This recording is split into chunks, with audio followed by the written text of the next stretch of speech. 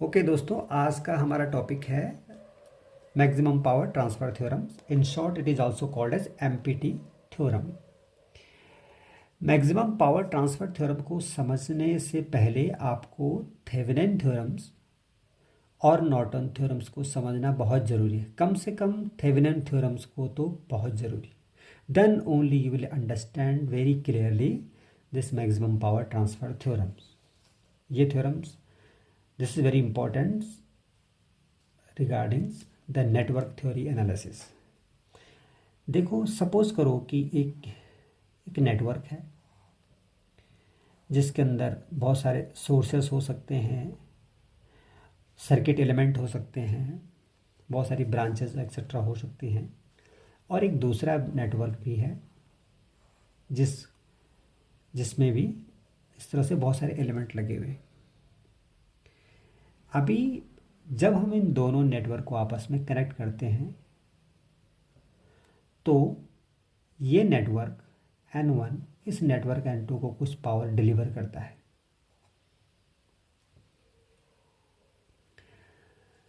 सो हम ये मान के चलते हैं कि इसके अंदर सोर्सेस हैं, इसके अंदर सोर्स नहीं है, तभी तो ये इसको पावर डिलीवर करेगा। लेकिन कितनी पावर डिलीवर करेगा, कब मैक्सिमम पावर डिलीवर करेगा, कब मिनिमम पावर डिलीवर करेगा, इस चीज़ को समझने के लिए हमारे पास मैक्सिमम पावर ट्रांसफ़र थ्योरम है। अभी मैक्सिमम पावर ट्रांसफ़र थ्योरम पर आने से पहले हम एक छोटा सा सर्किट एनालिसिस करते हैं जो आपको मदद करेगा मैक्सिमम पावर ट्रांसफ़र थ्योरम्स को समझने में।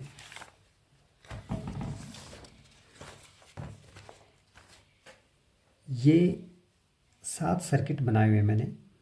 एक्चुअल में ये एक ही सर्किट है जिसमें कि 100 वोल्ट का वोल्टेज सोर्स है और 10 ओम उसका इंटरनल रेजिस्टेंस है। ये सोर्स है, डॉटेड लाइन से लेफ्ट साइड में सोर्स है, डॉटेड लाइन के बाद लोड रेजिस्टेंस है। सेम सोर्स यहाँ इस्तेमाल किया गया है, बस लोड रेजिस्टेंस को वेरी किया जा रहा है। यहाँ पर हमने 0 ओम का रेजिस्टेंस लगाया है, यहाँ पर 8 ओम, 9 ओम, 10 ओम, 11 ओम, 12 ओम, इस तरह से बढ़ाते हुए इनफाइनाइट रेजिस्टेंस यहाँ पे लगा रखे। अभी हम ये देखते हैं, जब हमने 0 ओम का लोड रेजिस्टेंस लगाया तब ये सोर्स इसको कितनी पावर दे रहा था, ये सोर्स लोड को कितनी पावर दे रहा था। इसके लिए हम सर्किट करंट निकालते हैं और लोड पावर I²RL निकालते हैं, तो देखते हैं 0 पावर निकलता है। तो यहाँ पर रेजिस्टेंस नहीं लगा हुआ है, it means it will consume no power, so source is delivering no power to the load, this is equal to 0। ना अब अगर 8 ओम का रेजिस्टेंस लगा देते हैं तब हम power across the 8 ohm resistance निकालते हैं। सेम सोर्स अब 8 ओम के रेजिस्टेंस को कितनी पावर डिलीवर करेगा, पावर निकालते हैं तो इट विल बिकम्स 246 वाट। अब हम 9 ओम का रेजिस्टेंस लगाते हैं, then power delivered by the source of the 9 ohm resistance is equal to 249 watt. इस तरह 10 ओम का रेजिस्टेंस लगाने के बाद 250 वाट, 11 ओम का रेजिस्टेंस लगाने के बाद 249 वाट, 12 का 247। अब जब इनफाइनाइट रेजिस्टेंस बढ़ाते हुए इनफाइनाइट रेजिस्टेंस मतलब open circuit, then what will be the amount of power delivered by this source of the load, obviously 0 power, because there is no resistance या the no load that will consume some power, so it will delivering no power to the load. इस पूरे analysis से हमें क्या पता चलता है कि अगर हम रेजिस्टेंस की वैल्यू बढ़ाते जाते हैं तो पावर भी बढ़ती जाती है, लेकिन एक लिमिट के बाद पावर फिर कम होना शुरू हो जाती है। तो एक पॉइंट है इस बीच में जहाँ पर कि ये मैक्सिमम पावर डिलीवर कर रहा है, एंड दैट पॉइंट इज जब हमने लोड रेजिस्टेंस को 10 ओम के बराबर रखा। मतलब जब ये लोड रेजिस्टेंस सोर्स रेजिस्टेंस के बराबर हुआ, उस कंडीशन में सोर्स ने लोड को मैक्सिमम पावर डिलीवर करी 250 वाट। जैसे ही लोड रेजिस्टेंस इंटरनल रेजिस्टेंस से कम या ज़्यादा हुआ, पावर डिलीवरी कम हो गया। ठीक है, इस चीज़ को ठीक से समझने के लिए या दोबारा समझने के लिए, दूसरे तरीके से समझने के लिए मैंने यहाँ पर एक नेटवर्क बनाया है। एक नेटवर्क है और एक दूसरा नेटवर्क है। ये नेटवर्क इसको पावर डिलीवर कर रहा है, ये लोड नेटवर्क है, ये सोर्स नेटवर्क है। सोर्स नेटवर्क का अपना इंटरनल रेजिस्टेंस RS है, जो कि मैंने यहाँ पर इस तरह से दिखाया 10 ओम का। ठीक है, और ये लोड रेजिस्टेंस वेरिएबल है। तो अब लोड रेसिस्टेंस को चेंज करो, फिर देखते हैं ये कितनी पावर इसको दे रहा है। लोड रेसिस्टेंस को मैंने आर एल इक्वल टू 0 से लेकर आर एल को इन्फाइनाइट तक वेरी किया है। तो जब R L equal to 0 that times the power output was 0, when R L was infinite that time also the power was output 0। In between 0 and infinite, so many value of load resistance was changed and that times power output was something like this। इस graph को और perfect graphical representation के तरीके से हमने इस तरह से बनाया है कि एक्स एक्सिस पर लोड रेजिस्टेंस आर एल है जिसकी वैल्यू 0 से इन्फाइनाइट तक बढ़ रही है, और उसके रिस्पेक्टिव में जो पावर आउटपुट है उसको हम वाई एक्सिस पर देख रहे हैं, यानी पावर अक्रॉस द लोड। तो हम देखते हैं जब लोड रेजिस्टेंस 0 था तो power delivered to the load was 0 तो 0। जैसे जैसे हम लोड रेजिस्टेंस बढ़ाते जाते हैं पावर भी बढ़ता जाता है। जब load resistance was equal to the source resistance R L is equal to R S, R L is equal to R S, that time the power delivery was maximum. और जब लोड रेजिस्टेंस इससे ज़्यादा बढ़ता है तो फिर power delivery कम होने लग जाता है। This is the central theme of the maximum power transfer theorem, that the source will deliver power to the load, source will deliver maximum power to the load only when the source resistance only the load resistance is equal to the source resistance. ठीक है, this is the maximum power transfer theorems will revolve around this. Now we will elaborate the maximum power transfer theorem. देखो this all is now we are coming to the maximum power transfer theorems. The formal definition of maximum power transfer theorem is power delivered by a source network to a load network is maximum only when the load impedance is conjugate to the source impedance. यहाँ पर दो terms differently आए हैं जिसको हमने यहाँ पर study नहीं किया, पहले स्टडी नहीं किया था, and that is conjugate and impedance. देखो इस नेटवर्क, ये एक सोर्स नेटवर्क है, ये लोड नेटवर्क है जो इसको पावर डिलीवर कर रहा है। अब चूंकि पावर डिलीवर कर रहा है तो इसके अंदर एसी सोर्स भी हो सकता है, तो डीसी सोर्स भी हो सकता है। अगर इसके अंदर डीसी सोर्स है तब क्या होगा, तब हम इसको एक ऐसे वोल्टेज सोर्स में कन्वर्ट कर सकते हैं जिसमें एक वोल्टेज हो, डीसी वोल्टेज और डीसी इंटरनल रेजिस्टेंस हो, और लोड को भी इक्विवेलेंट रेजिस्टेंस के रूप में कन्वर्ट कर सकते हैं। बट अगर इसके अंदर एसी सोर्स होगा then this will not be a DC source, then it will become a AC source and resistance will become impedance. क्योंकि रेजिस्टेंस में क्योंकि एसी सोर्स है तो इसके अंदर रिएक्टिव कंपोनेंट भी हो सकते हैं।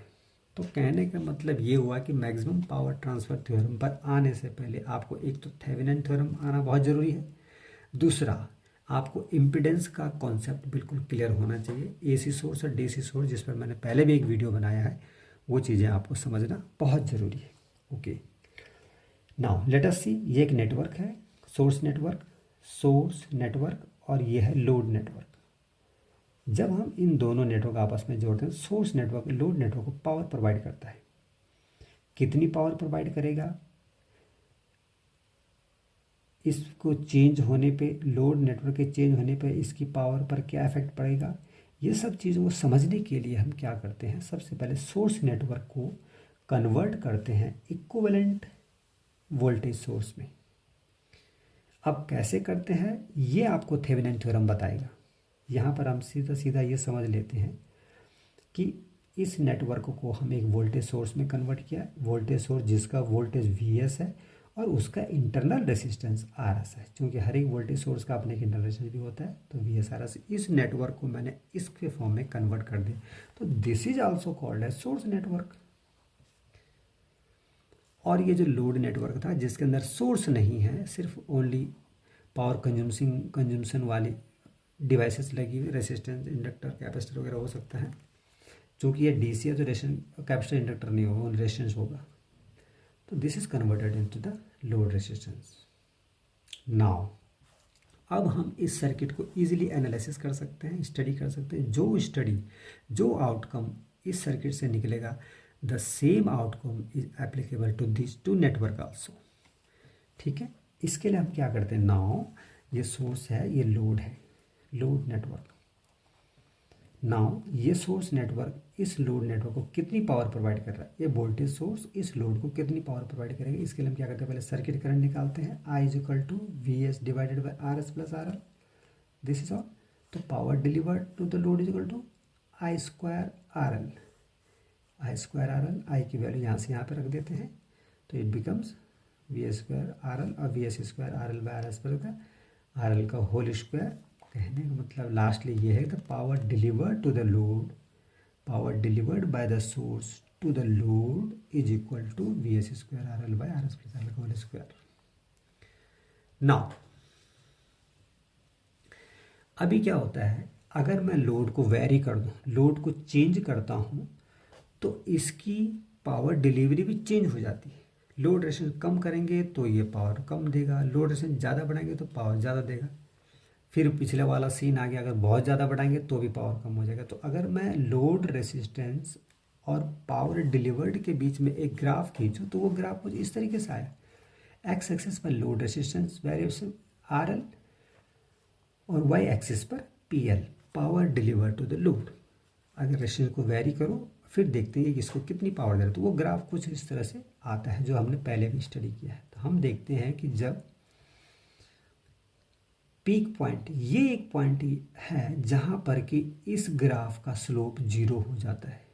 इट मीन्स अगर मैं इस ग्राफ को, पावर इक्वेशन है ये, दिस इक्वेशन, इसका ग्राफ ये है, तो इस ग्राफ को मैं डिफरेंशिएट करूं और उसको जीरो कर दूं, तो this is the point where at which the differentiation is zero and this is only the point where slope is zero. It means इस ग्राफ का डिफरेंशिएशन निकालो और उसको जीरो कर दो, तो I will capture this point. इसके लिए हम क्या करते हैं, now so we have differentiated this power equation with respect to R L D P L by D R L. इसको हम न्यूमरेटर डिनोमिनेटर के टर्म्स में, ये डिफरेंशिएशन है, इसको हम डिफरेंशिएशन करेंगे तो वी एस कॉन्स्टेंट है, denominator into integration differentiation of numerator R L का 1 minus numerator R L into differentiation of denominator 2 R S plus R L की power 2 minus 1 into 1 divided by denominator का whole square. Already square है तो double square 4 हो जाता है।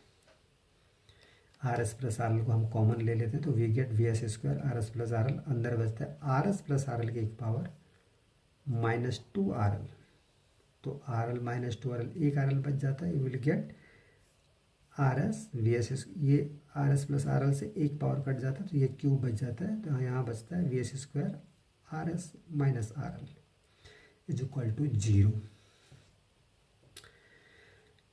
अब this all is equal to zero means numerator is zero, numerator is zero means this one is zero. अब V S तो zero होगा नहीं तो ये जीरो होगा। ये कब जीरो होगा, जब R S is equal to R L. तो this is the condition at this point, means this is the condition at which the source will deliver maximum power to the load, means the load resistance value should equal to the internal resistance of the source. ठीक है, R S is equal to R L is the condition for maximum power transfer from source to load network. Okay, now this is almost end of this maximum power transfer theorem. लेकिन now the question comes, the terms has come here maximum power not the accurate power। तो maximum power तो deliver करेगा लेकिन power होगी कितनी, इसके लिए हम क्या करते हैं, पावर इक्वेशन में R S is equal to R L रख दो, we will get that power.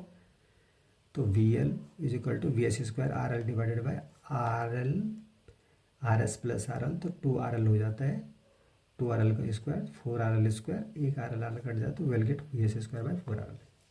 This is the maximum power the source will be delivering to the load resistance Vs square by 4RL. Now, this is the power delivered to the maximum power delivered to the load. Now, let us see when this source is delivering maximum power to the load, that time what power is this source is generating. Means उस समय source की power क्या है, source की power that times V S into I S होगा, V S into I. V S into I and I is equal to V S divided by R S plus R L, यानी कि 2 RL, क्योंकि maximum power वाला condition लागू है इस समय। 2 RL I get V S square by 2 RL। This is the source power and this is the power deliver to the load. तो अगर मैं इस सर्किट की इफिशियंसी निकालूँ, मतलब ये सोर्स कितनी पावर बना रहा है और इसको कितना डिलीवर कर रहा है, दोनों का रेशियो, तो power deliver to the load divided by power produced by the source, P L by P S into 100। Efficiency percentage की फॉर्म होती है, इसलिए 100 हो गया। हम इसको दोनों इक्वेशन को डिवाइड कर दें तो I will get efficiency equivalent to 50%, means when the maximum power is delivered by a source to the load network, at that time the circuit efficiency is only 50%. This is important, very important from exam point of view. In general it is asked. Now this all we have studied the maximum power transfer theorems when we have considered that the network consists only the DC sources. अगर ये इसके अंदर AC sources होंगे तब क्या होगा, तब थोड़ा सा चेंज हो जाएगा मैक्सिमम पावर ट्रांसफर थ्योरम्स का एनालिसिस। यहाँ देखिए, ये एक नेटवर्क है, दूसरा नेटवर्क है, एक just we have studied it so far, both are same. बस डिफरेंस इतना ही है कि इसके अंदर रेसिस्टेंस भी है, एसी सोर्स भी है और रिएक्टेंस भी है। मतलब इसके अंदर कैपेसिटर, इंडक्टर, रेसिस्टेंस वगैरह भी होगा और एसी सोर्स भी हो सकता है। हो गई एसी सोर्स क्योंकि ये सोर्स नेटवर्क है और इसके अंदर भी रेसिस्टेंस और रिएक्टिव एलिमेंट होते हैं। अगर इस तरीके का नेटवर्क है तो जब इन नेटवर्क को हम कन्वर्ट करेंगे इक्विवेलेंट सोर्स नेटवर्क और लोड नेटवर्क के फॉर्म में, then this will becomes AC source Vs or internal resistance will become internal impedance, and here we have represented it Rs plus jXs। इसी तरह से load को represent करेंगे RL plus jXL के terms में। ये लोड इम्पिडेंस, ये internal impedance और ये AC source. Now it is similar to what we have studied earlier. इसका सर्किट एनालिसिस भी बिल्कुल उसी तरह से होगा जिस तरह से हमने डीसी सर्किट को एक्सप्लेन किया है। सर्किट करंट निकालेंगे, I is equal to V S divided by this plus this, तो power deliver to this I square into this R L only, I square into R L. तो when we get all this, this is the power deliver to the load. अब फिर same graph इस तरह से निकलेगा। Maximum graph को capture करने के लिए हम इसका डिफरेंशिएशन करते हैं, उसको जीरो कर देते हैं। तो जब डिफरेंस न्यूमरेटर और by denominator, differentiation of numerator by denominator को हम डिफरेंशिएशन करते हैं, सेम फार्मूला अप्लाई होगा। If you know the differentiation you can easily differentiate it and you will get final equation this much, V S square R S minus R L plus G X S plus G X L. यहाँ पर पहुँच जाएंगे। ये is equal to zero. ये zero कब होगा, देखो जब R S is equal to R L तो ये टर्म्स भी जीरो हो जाएगा, और X S is equal to minus X L तो ये टर्म भी जीरो होगा, तो this all become zero. This is the condition for maximum power transfer in case of the network has AC source. अगर network के अंदर AC source है तब उसकी मैक्सिमम पावर ट्रांसफर कंडीशन क्या होगी कि source resistance should equal to the load resistance and source reactance should equal to the conjugate of the load reactance। means अगर लोड कैपेसिटिव है तो सोर्स का रिएक्टेंस इंडक्टिव होना चाहिए, और अगर सोर्स कैपेसिटिव है तो लोड इंडक्टिव होना चाहिए। ठीक है, so this is little variation between AC network and DC network we already studied. Now what will be the maximum power when this AC source is delivering maximum power to the load? तो RS is equal to RL, XL, XS is equal to XL को हम power equation में रख देते हैं इस equation में। So we will get again VS square by 4RL। तो this is similar to the DC circuit. DC network के केस में हमने जो पावर निकाली थी वो भी इतना ही आया था। ठीक है, तो एसी नेटवर्क हो, एसी सोर्स हो चाहे डीसी सोर्स हो, उसके अंदर power deliver to the maximum maximum power deliver to the load is equal to V square by 4RL। तो ये डीसी सर्किट के लिए भी उतनी है, एसी सर्किट के लिए भी उतनी है। इस तरह से हम मैक्सिमम पावर ट्रांसफ़र थ्योरम को समझते हैं। जब इसमें न्यूमेरिकल करते हैं तो कॉन्सेप्ट और भी ज़्यादा क्लियर हो जाता है। ओके फ्रेंड्स, अगर समझ में आया हो, अच्छा लगा हो तो चैनल को सब्सक्राइब करें और शेयर करें और लाइक करें। Thank you.